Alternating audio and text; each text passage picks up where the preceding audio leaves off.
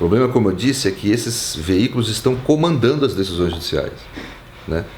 Naquelas decisões judiciais em que há tolerância, vamos dizer, da nossa elite, como, por exemplo, algumas liberdades, que é muito interessante, por exemplo, a questão da homofobia, que o grosso da classe média alta é contrária a isso também, quer dizer, um avanço que houve na sociedade brasileira, né? Nessas questões, o judiciário decidir em favor dos direitos fundamentais é algo aplaudido, né? Mas em outras questões, por exemplo, no julgamento do mensalão, não se usou a presunção de inocência, de fato. E isso foi feito por pressão midiática.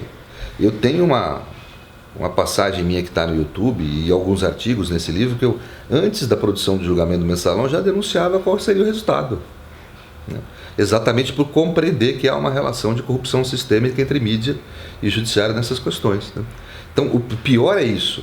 O pior não é o judiciário ser tolerante na hora que decide um caso civil de indenização individual.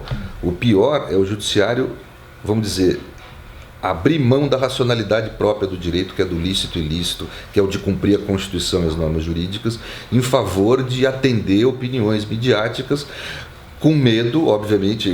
A culpa aí não tá, a culpa maior não é do judiciário, porque não pode haver uma democracia que você exija do juiz ser um herói. Isso não funciona no regime democrático. Você é um sujeito que decide, como foi um pouco heróico o Lewandowski, de enfrentar toda a mídia em alguns aspectos ali, fazer valer o princípio que ele deve fazer valer, que é a presunção de inocência, né? Mas esse tipo de atitude mais heróica não deve, vamos dizer, se exigir do juiz. Quer dizer, o que nós temos que exigir é que a mídia seja mais contida, que ela se autolimite no sentido de não atacar pessoalmente os juízes, no sentido de trazer a notícia, mas não buscar usar e até emitir opinião no julgamento anteriormente, dizer se é a favor ou contra isso, aquilo, mas não usar de mecanismos coativos, que é o que ocorre hoje. Tem que ser falado claramente isso para todo mundo aí.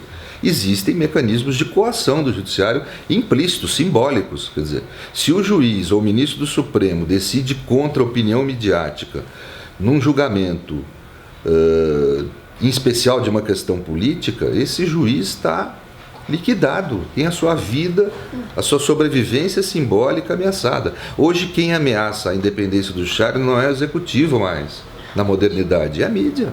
A mídia ameaça a independência do judiciário, que é um valor republicano e democrático essencial.